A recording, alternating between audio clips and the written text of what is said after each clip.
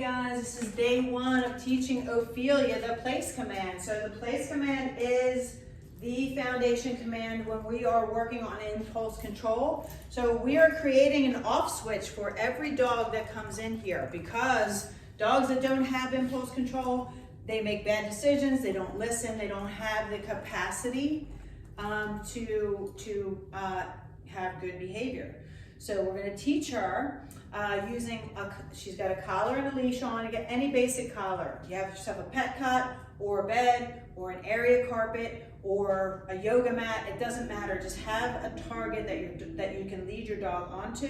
And I'm going to be teaching her with leash pressure and e-collar pressure, okay? If you have more questions about the e-collar, go to my playlist about the e-collar. You can teach yourself how to use it on those videos, and then you can follow along. I will in the comments drop my email address if you have questions about your dog and how you're wanting to train your dog. If you're trying to address a certain behavior or get them to be better, post your questions, send it to me on email, and then I will address it on my YouTube channel. So here we go. I have already found Ophelia's working level, which is super low, or at about level 3 or 4.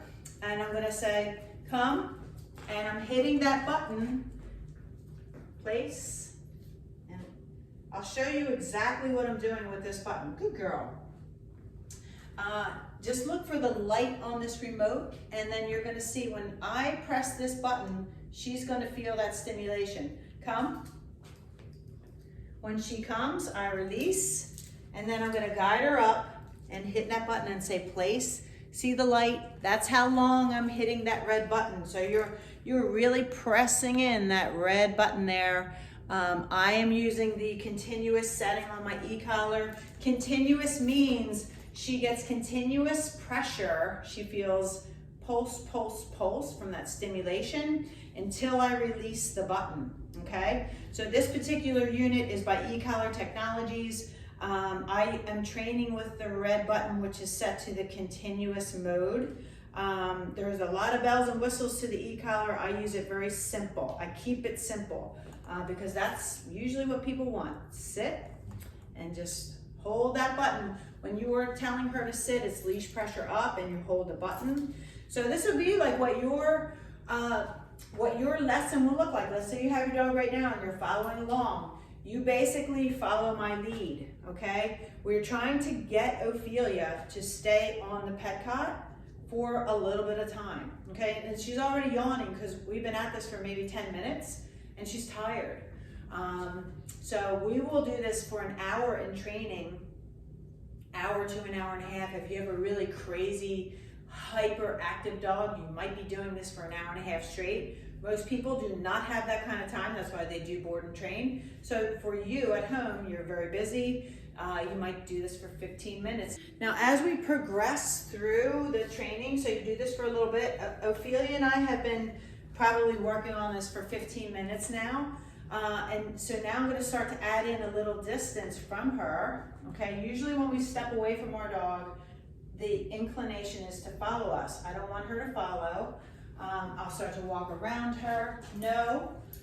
I'll hit that button and say no. Hold, hold, hold the button, but also leash pressure.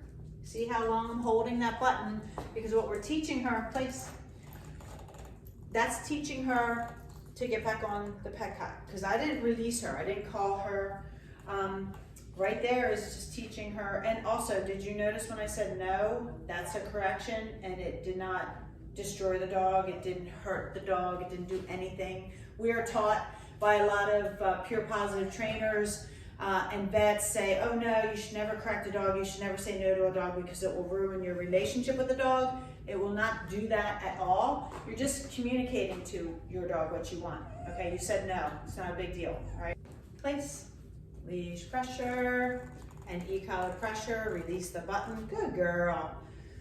So you're gonna do this for about 15 minutes. You wanna start to add in distance, okay? Walk around her, that's a distraction, that's also distance. I like to move the leash a little bit. They'll do a little kiss kiss. The dog thinks, oh, you mean I can come over? And it's like, no, because I didn't say the word for you to come over. So that concludes our first lesson on place. You're gonna practice this every day for about 10 to 15 minutes, once or twice a day. The more you practice, the better your dog gets. Look, she's already chilling out. Tomorrow, we will introduce distractions and distance, and I'm gonna show you how to really start to work on that off switch. This is what we're doing, creating that off switch. Good luck.